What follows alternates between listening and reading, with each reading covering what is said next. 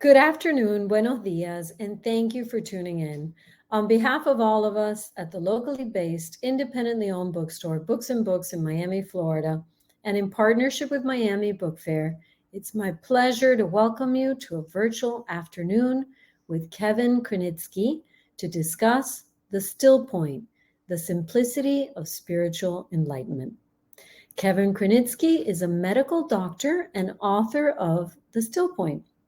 Despite leading a life deemed outwardly successful, he lived with a deep background of anxiety, fear, and stress that waxed and waned since early childhood. At the age of 40, in the midst of decades of suppressing tremendous inner and outer conflict, he reasoned there must be another way. This willingness led to a decade of studying non-duality by way of A Course in Miracles. In 2015, at the height of a successful business career as Chief Commercial Officer at Foundation Medicine, Kevin turned away into relative isolation and found the direct path to recognizing one's true nature. He wrote The Still Point to help others find their eternal nature, which is happiness itself. To moderate this afternoon's program, we're joined by Paul Samuel Dolman, who founded the South Beach Entertainment Company in Nashville. While spending a summer in Martha's Vineyard, Paul was picked up hitchhiking by Larry David. The two hit it off and had a series of magical encounters, which Paul then turned into the best-selling book, Hitchhiking with Larry David. Paul followed that with 4 other books, including Martha's Vineyard Miracles and Beverly Hills Hobo. After his book tour, Paul settled in Beverly Hills and began working in the film industry. Feeling led to do something more substantial and with a deeper purpose, he created the What Matters Most podcast. To date, he has done over 1,000 episodes featuring a variety of world leaders across a vast spectrum of interests. Just a quick reminder that throughout this afternoon's broadcast, you can post questions below in the Ask a Question feature at the bottom of the screen, and please order your copy of The Still Point from Books and Books and support independent bookstores. And now, without further ado, I'd like to welcome our guests to the virtual stage. Here we go. And here you are. Let's see.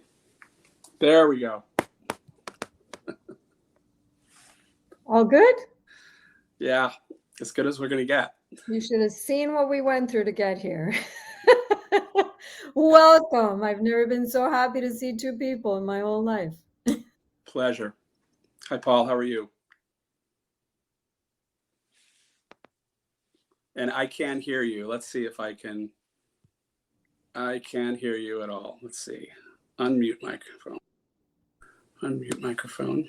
Oh no. Did you take off your headphones? You came on with them. So I never had headphones on. I just can't hear Paul. No, it's Paul. It's Paul. Okay. He took them off. He came on with them, and now it's not allowing us to hear. So Sure. As we try to get him back on here, Paul, we still can't hear you. Nope. Okay. How about I prompt you back in, Paul? Let's try that, okay? Because we could hear you perfectly before. All right, we're going to try that. So, Kevin, why don't you start by just telling us a little bit about the book? Yeah, I'll tell you, it doesn't teach you how to be a crowdcast expert. Absolutely. Which is something I could use right now.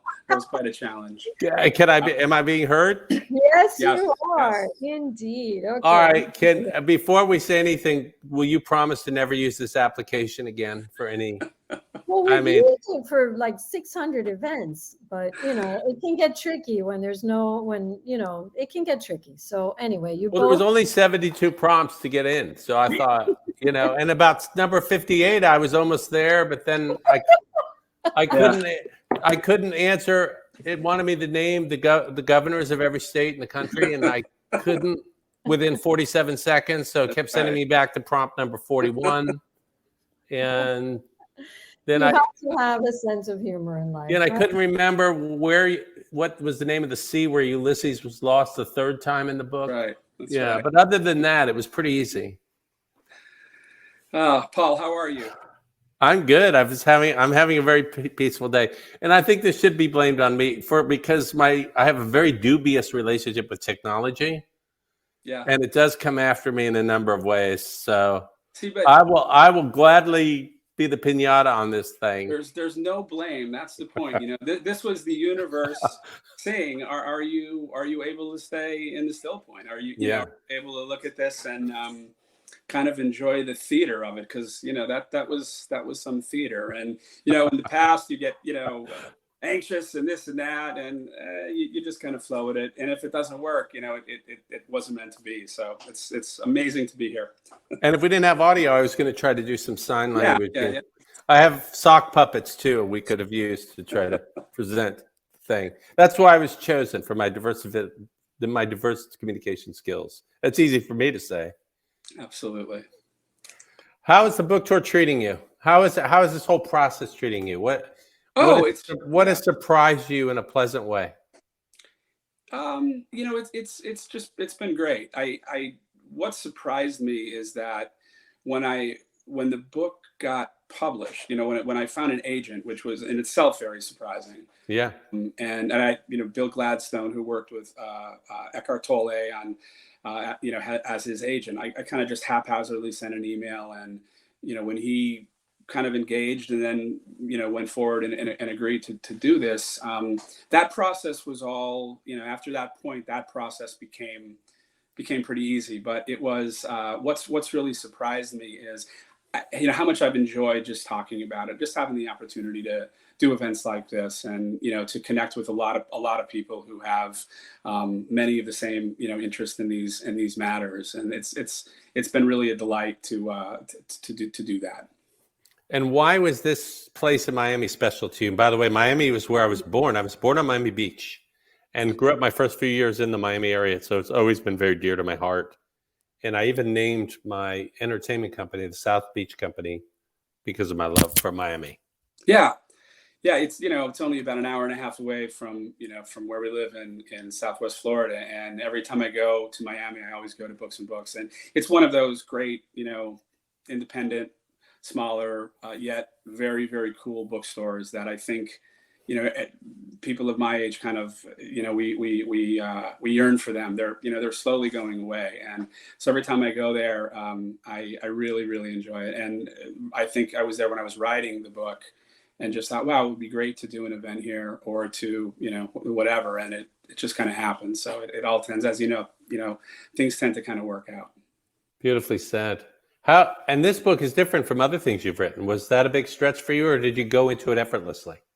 Yeah, no, the book itself is my first book I've written, obviously, in business or, whatnot, but nothing formal. I think the thing about the book was really that it came out of this lived experience. These are questions, the questions that showed up in the book are really variations of questions that I've been asking myself every day for 5 years. And it's really since this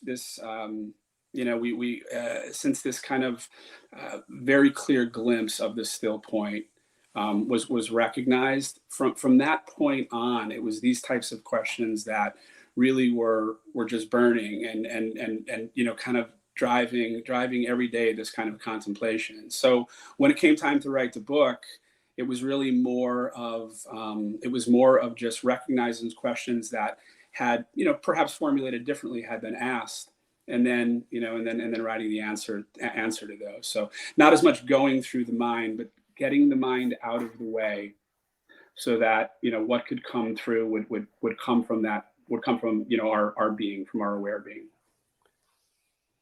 What kind of transformation lived is that simple phrase you just said, when we can get the mind out of the way, and then what is ultimately is the still point, or whatever words we use, can come through us, and then we can live our life as sort of an inspired divinely appointed pawn in the game of life here on this unlimited board. Yeah. Talk about how that is a different way of being and moving through this planet than the traditional linear mind-based, goals, Yeah. satisfaction outside in. Yeah, I mean, I think we tend to live from memory, and we tend to live with end gaining. When we're doing, and when doing is happening, we're thinking about what this gets us either immediately or down the road, and we're constantly in the stream of conditioned memory. As the understanding sinks in, we begin to see this, and we begin to move away from being reactive. Almost everything that we do, we're operating as a reaction to what is coming at us in circumstances. And when we begin to let that go, you're letting go of those conditioned patterns of behavior and belief that pretty much drive those reactions. So you're much more open. You're in the now. You're open to what is, and you're not judging situations. You're accepting situations, and then acting from this kind of place of deeper intelligence that really does. It begins to transform everything in a sense. Certainly much more peaceful, and your relationships improve greatly. It's pretty transformative in that way. Oh, so beautifully said too. And it has to be lived. We could talk about it, but until you embody it in your own unique way, and then it's in fits and starts because we are temporal creatures and beings like that. How would anyone who's listening at least move in that direction or open their hearts? Because really, there's nowhere to go. It's right where we are now. It already is. How do we clean the windows? How do we open ourselves up so what's already there can come through? And I want to say with the caveat, whatever Kevin says so eloquently isn't the only way. It's one of infinite ways. But as a one who has created a book of pointers and words, what would you say? Yeah, I think your point is a critical point.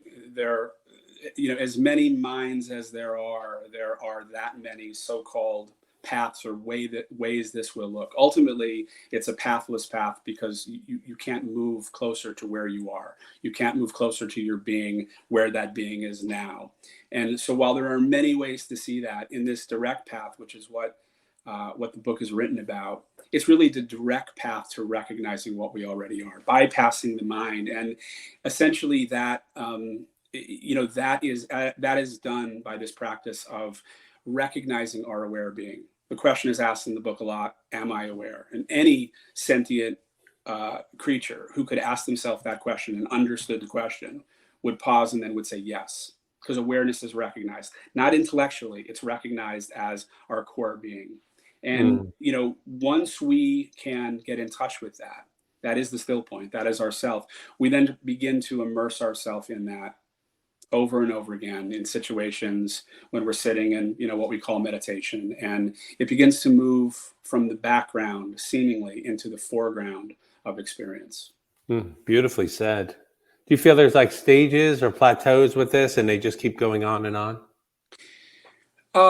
Yeah, in my experience, and I can only speak from my experience, but this seems pretty universal in that the first step, and a lot of people are certainly have certainly recognized their being. They've had this glimpse of their self, this glimpse of the still point, if you will, and that then, as inclusive in that first step is this recognition that that is what you are fundamentally. Prior to that, we believed we're a body and a mind. You then see that the body and the mind are experiences that are happening inside of you, inside of that self-aware still point. So it's initially that recognition of being awareness, and that brings some relief. That brings it's very interesting. It brings possibility. It brings some relief, if you will. But really, when you then abide in that over and over, it begins to reveal its qualities. You see that it doesn't come and it doesn't go. So it's eternal. And what that means is that the fear of death, the fear of non-existence goes away. likewise, you see that it doesn't have any limitations to it. So there's Mm-hmm. no lack in it, and then the fear of lack goes away. And those two fears, the fear of non-existence or death, the fear of lack, really are the two core fears upon which the conditioned mind has been living and surviving for all those years. So that's kind of the second step. That's kind of that. That's a great recognition. That's the great recognition. That's what's kind of called salvation or liberation or awakening or enlightenment. Many words for it. But then, after that kind of journey to understanding, there's what's this never-ending journey in understanding, and it's reintegrating that understanding into your life, into every aspect of how you live, how you relate, how you talk, how thinking, how thinking occurs, and that's going on and on and on, and I don't suspect that it will ever end.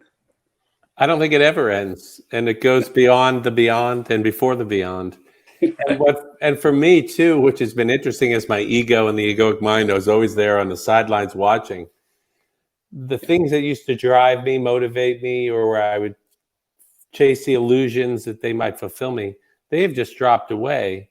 And while the impulses still exist because I'm a mammal and I have that mind, there's no energy then behind it, though. It's almost if I was hungry and the mind suggested we have a box of cardboard for dinner, I'd go, no, thank you. But yeah, we used to eat cardboard. I can't believe it. And feel like shit. Excuse my French. Yeah. But it was sort of like, wow. And then you have to adjust, and then you just be at peace. And you don't make the material world or wherever anyone is on their path, right or wrong. You just sort of observe. I see myself in everything. And it's just beautiful to be a part of it. And it's incredible that when I'm in the deeper aspects of it, and then it's hysterical how quickly I can come out with technical or the flat tire or, what's that envelope from the, who's that, fear, what do they want, so, but I can laugh at all that. It's no different than walking at night and you see something on the ground, you think it's a snake and you jump and it turned out to be a stick. But you honor the mammal that jumped away because of a million years. We better jump away from the snake. Yeah, no, that's absolutely true. There are a lot of changes. There's a lot of crazy, ideas out there about this, and I think that there's a great need to demystify this. This is simply the place that all of humanity should be operating from. This is the reality of ourselves, and it's not something that an individual achieves. It's not something it's something that we need to demystify, and we need to recognize how simple our own being is, and just kind of see how we have truly been caught up in a mind that's been completely conditioned, and we've bought into that as our identity, as opposed to just an experience that happens within us. And of course, experience improves, as you know. It's not you don't lose anything from experience. You gain, in fact, when you're able to sit as that at least at that witnessing stage. Well said. And it's so completely ordinary. We're not walking on water or turning bread and things or manifesting things. It's very, very ordinary, but it's so beautiful. And it's, for me, a tremendous synthesis of simplicity too. It's like everything just simplifies, and I choose simply. I keep things simple. The idea of complicating things just for the sake of making it harder, which I do anyway, but it just feels like, why would I do that? And then you can see through it too, and you see all the other minds. I'm late for a very important date, Alison. You can just kind of be amused as it passes and comes and goes. Absolutely. Don't you love talking about all this, though, and just engaging in it and letting this be about what your life is about in these moments and these days lately and these last few years? Yeah, it's funny. For 5 years, I couldn't. I had my personality, the personality that I kind of carried into that was completely. I couldn't barely speak about anything to anyone. It was wow. And writing the book, and writing the book was kind of that. Getting all this, out, if you will, and then coming back out and having these discussions have become delightful. And It's like in Zen, how they say first the mountains are mountains, the rivers are rivers, then the mountains are not mountains, and the rivers are not rivers, and that's kind of it's a disorienting in a sense. But then the mountains become mountains, and the rivers, become rivers again. So yeah, the truth is that it's been delightful to speak about this, and really to see how the mind, like anything else, it begins to be able to express this in a way that is unusual in a sense, but it comes from that place of truth. And I can tell you're even radically more animated, inspired than when you were on my show a while ago. You were like even more imbued with it. Well, it might be the gymnastics we went for. I have an iPad in front of me here that's falling to one side because it's running out of a charge because I wasn't supposed to use this. So there's an element of humor in it. I like we need to have more adrenaline. Next time I have you on, I'm going to have you chased by wolves, literally, and then you'll be like out in the wilds running for your life talking about enlightenment. It'll be kind of an action adventure series. Well, there's as experience kind of heats up, there's a natural deepening of presence. It's kind of opposite to perhaps the way that I reacted in the past to things. I like it. You're fired up and fun. See, we got our adrenals going today, right? And everything. So does the listener need a teacher, or can we find our own way? And how do you even know what's the right teacher at the time for you? It doesn't have to be the teacher forever. Have you given that much thought? Yeah, the teacher is ultimately the still point. The still point is the teacher. The self is the guru. That is grace, the pull of the self to the self. But having said that, we know that teachers can be extremely helpful. And in truth, and there are so many teachings available. When it comes to teachers, I don't judge teachers and don't talk much about them, especially if they're alive. But it's really, I'd have to live with someone for 2 or 3 months before I could say whether that the understanding is integrated, because the words that can be said are beautiful, and one can learn to speak about anything. It's really, are you living this? Is this your lived and felt experience? Are you happy?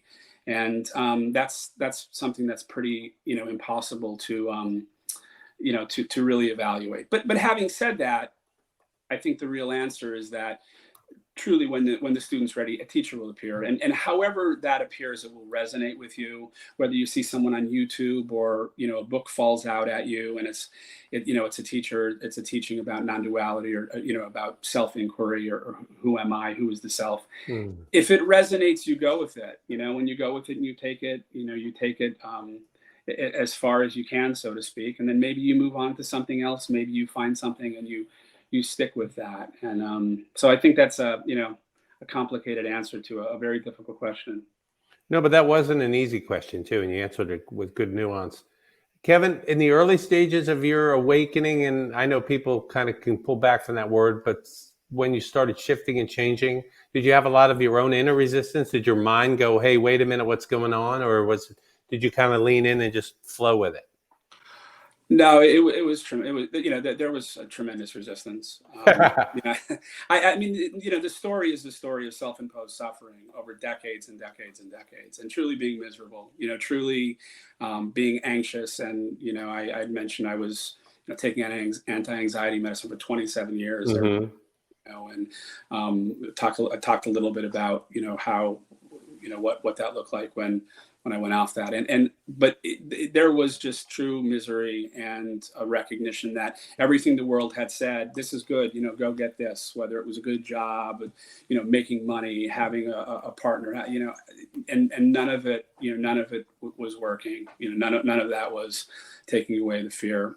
And so even after the storm of mind comes, the ego does not want to be seen for what it is. It doesn't want to let go, and it can be rocky at times, but it's beautiful, because that then becomes the catalyst in a sense to continue that that recognition of self. And there's an element of grace in all this. How do we plant the field and put out an offering and stay open so that we might encourage grace to visit us, so that we might get a little bit of that magic dust where we go, oh, wow, I've had it. I wasn't looking for it, but I could see in hindsight that I was definitely open and I was looking for something. And just the fact that I was really open, that's why it happened. I think that's kind of the answer, humility, humility in the recognition of that little willingness that every tradition, every, great spiritual tradition speaks about, that little willingness to begin questioning your way and your beliefs, eventually to question every belief you've ever held in this search for truth and this search for self and for a resolution to fear and guilt and all of these things that we keep suppressed in our psyche. So that's that humility, and that little willingness is really necessary. If you're still firmly with the belief that the answer is out there, that you can acquire something and it's going to make you permanently happy, despite the fact it never happened. But you should continue to do that. You can't turn the prodigal son around, so to speak. You can't turn someone around, who reach that end point of thinking that the answer lies in experience. It's that to be an internal process. Oh, so well said. And it's so much lighter to move through the world without the fear of your death, your demise, less material, more recognition, less recognition, to just do things. Because when Michelle and you asked me to do this, I just thought, oh, I would love to do that. I didn't think about it at all, other than I had a podcast later today, and I hope they hadn't overlapped. Yeah. Because I wanted, when they say, do you want ice cream or candy? I always say both. Can I have both, unless it's one or the other. But talk about, isn't it just, it's a lighter dance. It's a lighter hike through this beautiful 3D multidimensional thing. Did not have to carry all that stuff that might happen or did happen or thoughts. And then to just be here with you and the people. Or when I was biking right before I did this, I was by the ocean. I wasn't here yet. And I didn't think about this. Yeah. It's living in the now. I mean, life becomes concentrated in the now. And as a result of that, you're open. You're not living from reactions or from conditioning. You're not bringing into any of it, conditioning in the past. So you're available in the moment. And, that's the place of true intelligence. You're able to really enjoy what is, and reactions or happenings occur, but they occur from this place of more peace, without projecting anything. You're not having a dialogue with yourself in your head. It's what is, in that moment. And yes, it's of course it's much easier to walk through the world like that. And and I would imagine it probably had a radical effect on your marriage too, right? All relationships. I mean, I think all relationships. Yeah, my wife shares this understanding, and I talk about that in the book. And we came together with a tremendous amount of conflict, and had spent time apart, and then really recognize that as we got back together and we really began to integrate this into our lives, truly dramatic effects in that. And then then you begin to see that this was always the teaching. This being the challenge was always where the teaching was. Your teaching in any moment is something bothering you, is something annoying you, is something that's that spiritual or that internal GPS that's telling you that you're being pulled away from the self as you're reacting to this. You're reacting from the place of ego. So as those ego structures start to break down, it becomes radically different. Oh, you are a beautiful teacher, I have to say. I really love listening to you. Really inspired. I have to say, I also, because I picked up Monday, the Hitchhiking Larry David. And I don't have a copy. I'm the worst promo guy. No, I'm enjoying when she was talking about the book, I thought, if only I had one. I think I have yours. Yeah, I'm enjoying it. It's crazy ride, wasn't it? Yeah, it's, again, I'm maybe, a quarter of the way through, and I've looked at a few other areas, but that beautiful place of being in some place where, the situation didn't work out as we thought, and we're wounded by that. But there's a humility in that, Yeah. going out and taking that humility and just taking your foot off the gas pedal and letting life take you for a little while can provide some insight and some answers. So. Great words. Yeah, I let the universe drive me around for a summer. Yeah. And it wasn't just famous life forms that picked me up. Yeah. Obama drove by with the motorcade, but there was all these other people at different places, from Wall Street billionaires to homeless folks. And ultimately what I realized, we're all the same stardust. We're all kind of looking for the same things. And it was a beautiful ride. And the whole process changed my life. And that experience was the beginning of this surrender experiment, where I've just surrendered. So I don't have a plan. I'm not trying to brand myself for the 11 points.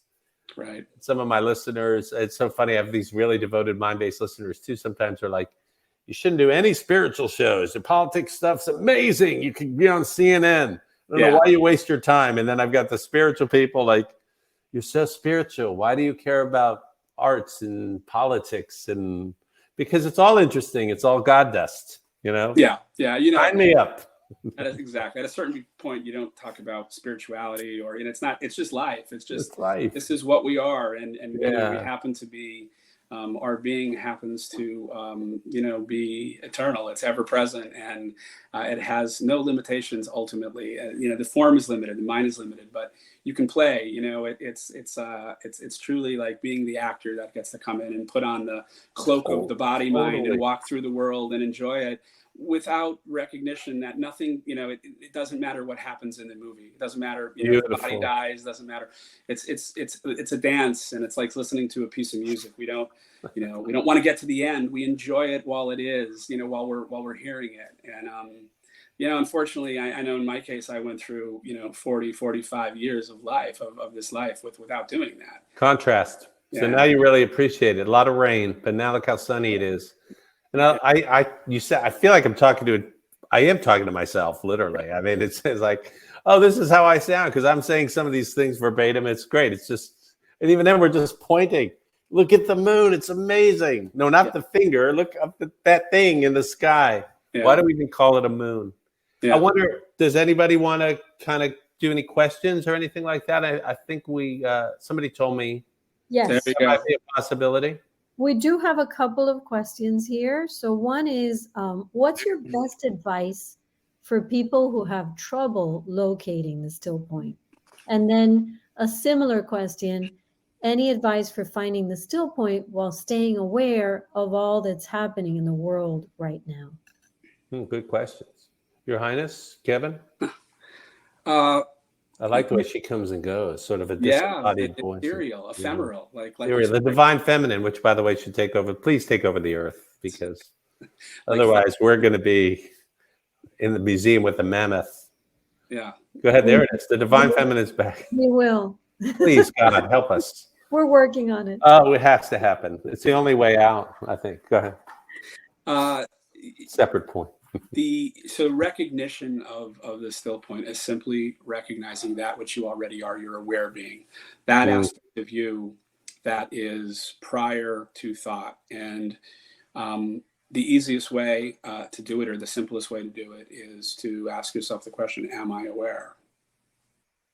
And recognize that you answer from that place of awareness. And it's true that initially you may recognize your awareness in relation to thoughts, perceptions, all the, to experience, but that awareness has nothing to do with experience. It's prior to experience. It's your simple being. And that recognition then, as you go into that, you'll see that all of the attention has been paid to external things. It's been paid to the thinking. It's been paid to what you see, what you hear, what you smell, what you touch, to experience, and your thoughts. It hasn't been paid to that which knows them. So you need to give attention to that place of peace, that place of silence inside of you, and you need to do that over and over again in many cases. But that is the best way to recognize your self-aware being the still point. The second question about experience with regards to that is, again, it is present in the midst of all experience. It is present when there is no experience. When you go to sleep at night, for example, and you fall into deep sleep, your awareness doesn't go away. Deep sleep isn't it's not the absence of being aware. It's being aware of absence. It's the awareness of absence. So that is, that remains present. And you'll see that it's just that we continually give all of our attention to thoughts, feelings, the body, sensations, what we see. And when we're able to simply rest in and as that sense of being, experience can happen, but it's happening within that still point. Great answers. Next question, Tess. So, yeah, here's one. Hang on. Here's another one. Do you have any other readings or resources you turn to on your journey to the still point? It's a good one. That is a good one. Can I throw a few in? Absolutely. Besides my own book, which won't take you to the still point, it'll take you to the funny point. The different point. All points lead to one. No. I would say A New Earth by Tolle, A Power Now by Tolle, Crossing the Unknown Sea by David White, the Welsh poet, Illusions by Richard Bach, and more importantly than reading, meditation, awareness, quiet. The mind wants to read the 47 easy, simple steps to 100 points of peace. But just close your eyes for a few minutes and sit in a chair. It can be comfortable and do it your way. And it's there. If you quiet down, don't do it with the TV on or with the phone pinging. And then maybe go to nature too and just walk around in your own garden. But it's right there if you get quiet. That would be my little point, darling. Yes. Yes. Yeah. In terms of teachers and in terms of resources, always remember that you are already where you are standing. You can't move any closer to where you are. And what you're simply looking for here is self. That's why it's called self-discovery. It's why it's called self-realization. So, any of those resources, teachers, books, all can be very, very, very, very wonderful. But, it does come down to being still. It comes down to recognizing your own awareness. And a lot of the resources that Paul mentioned, for example, are very true. They can point to that very deeply. I remember, reading A Power Now and, in my life, reading it once and thinking, oh, this is interesting. The mind was trying to grab at something and it was interesting. There was something there, but, 7 years later, when I read it again, it was completely different, completely different. In fact, every sentence, every paragraph, it redirects you to your own presence, which is another word for, the self-aware still point, yourself, your being, and you rest in that. And then you maybe go and you take a little bit more of the words, and then the words go away, and the mind, you let the mind relax and subside, and you rest in your being. And over time, that being then comes a little bit more to the forefront, and experience is seen as being within that being, as opposed to the other way around. Wow, that's beautiful. That is beautiful. So Michelle would like to know, how would you suggest someone get started who finds the concept of meditation foreign or overwhelming? I'll go quickly on that. I've talked to monks, spiritual masters, everything. I've done almost 1,000 shows on my What Matters Most podcast. I've talked to thousands of people. Every one of them, not them, but their minds say, I'm not very good at meditating. I don't like to meditate. It's not easy. Is there something beyond meditating? Is there a second or third choice? So Michelle, you are very normal and healthy. Your mind doesn't want to meditate. It doesn't want to even close its eyes for 10 simple minutes in silence and just see what thoughts rise. It doesn't have to control the process. But for the human mind, that 10 minutes is absolutely terrifying, including mine. When I'm deeply in meditation, my mind loves it. It's like, we should stay all day here. Let's do this 3 times tomorrow.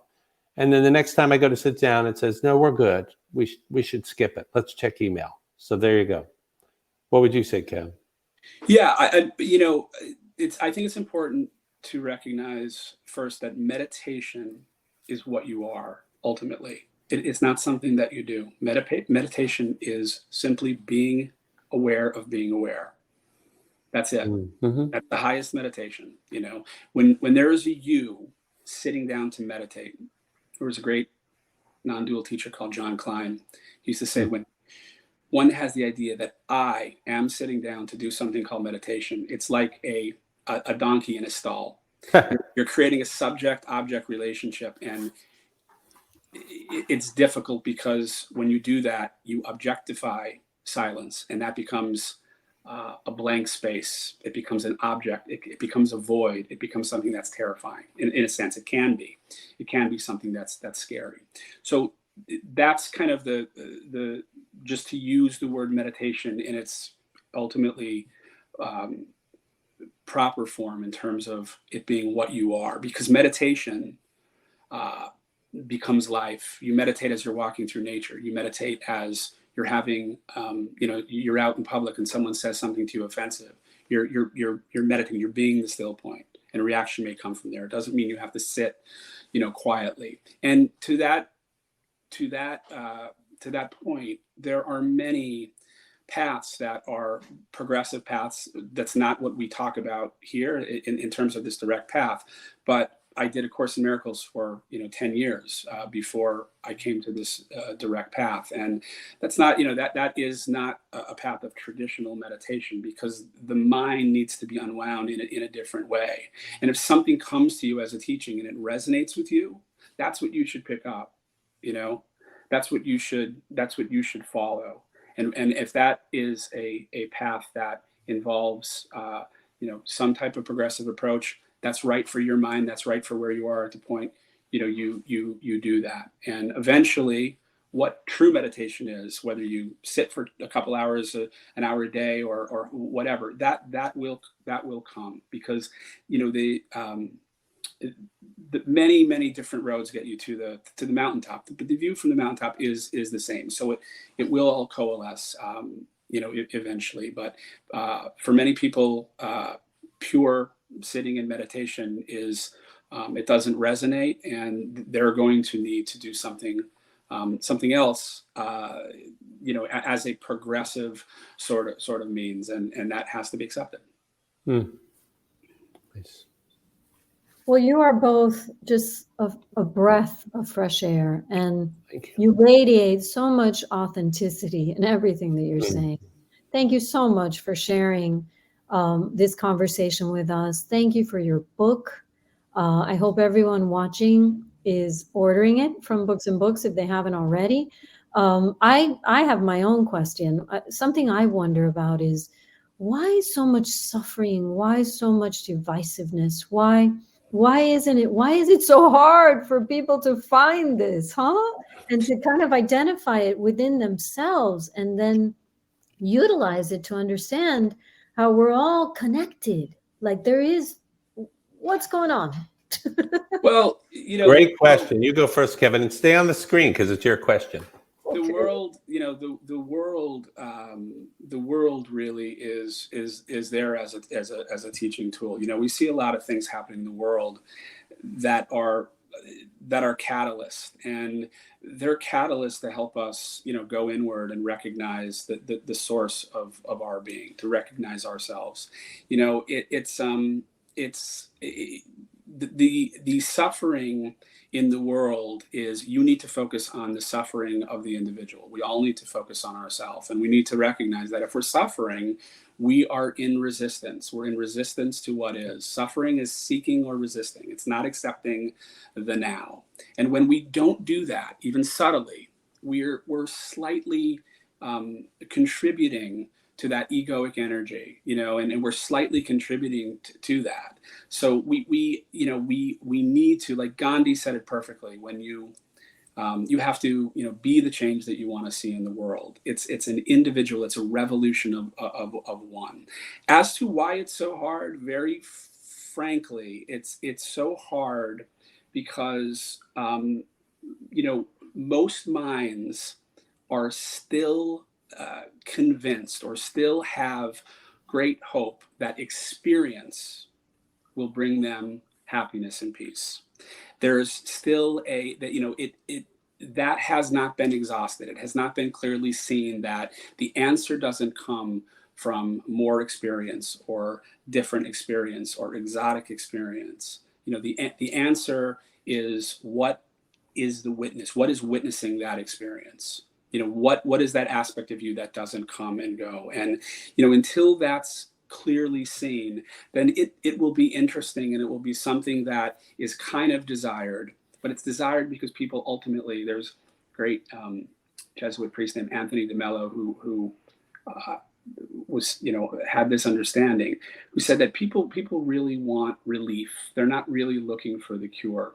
The cure, so to speak, it doesn't come unless we recognize that we can't find ourselves in the experiences of the world. We have to find the experiences of the world are inside of us. Beautifully said. Beautiful, beautiful. One more question from Lori. What are the ways in which the mind or ego try to interfere with the path to the still point? And what do you do?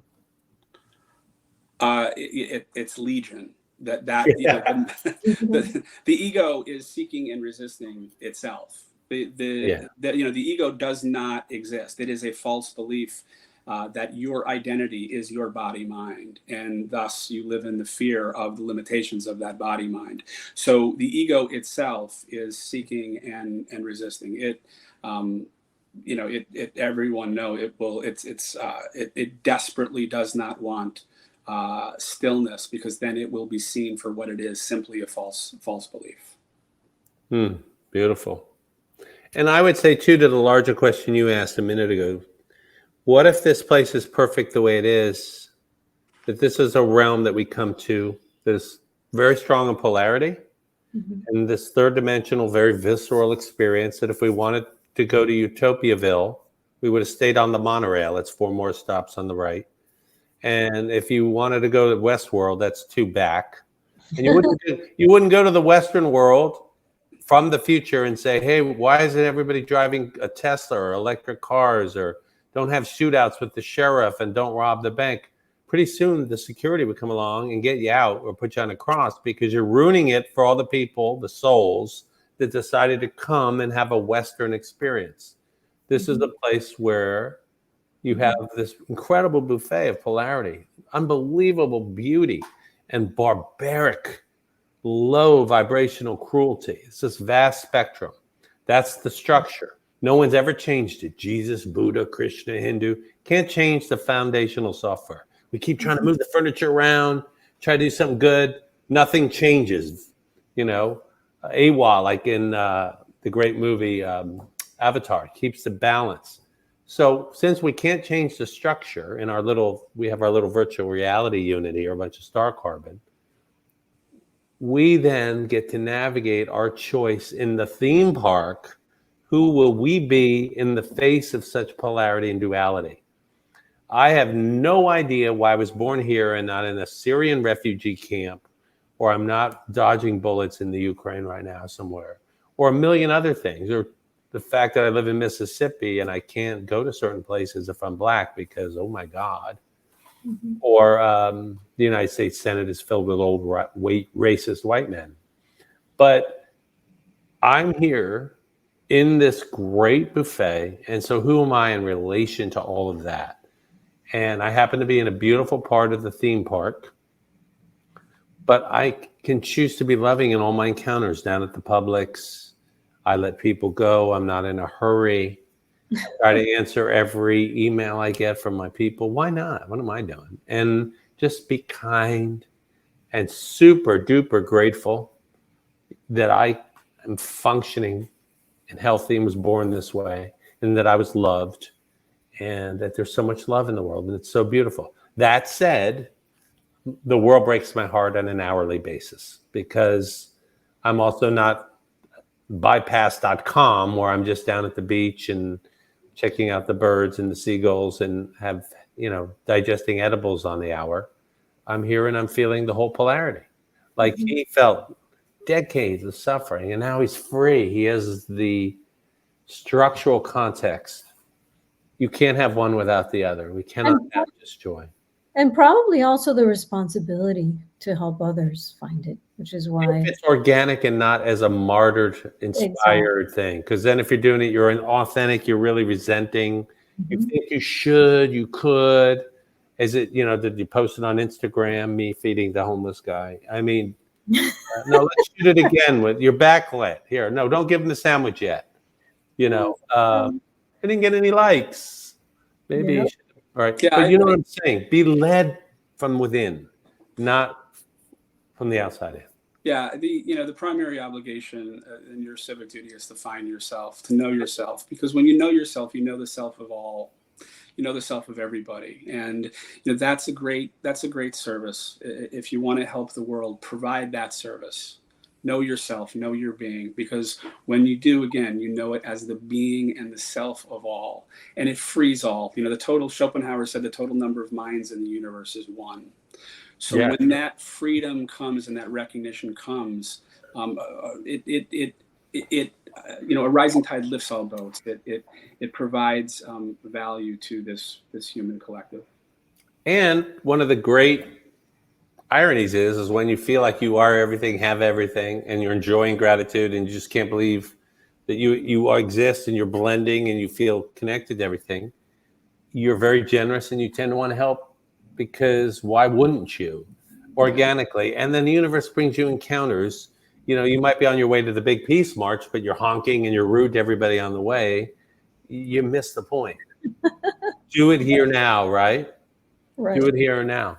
Yeah. Just be nice. Just be kind, because it's just a human being. And what life did they have to make them, wherever they are? Maybe they didn't have the love that I have when I was young. I can't know. So just try to err on compassion and kindness, Yeah, I think it's behavioral control ultimately doesn't work. We have to know ourselves. And Saint Augustine had a phenomenal line of how to live this understanding. Love and do what you want, because when you love, meaning you recognize that we all share the same being, actions will flow spontaneously from that, and those actions will be inclusive of the whole. They will not be inclusive of a individual. Love is very important. I was thinking about that during your conversation about grace. That's also just love. Has a lot to do with it. So thank you. You're welcome.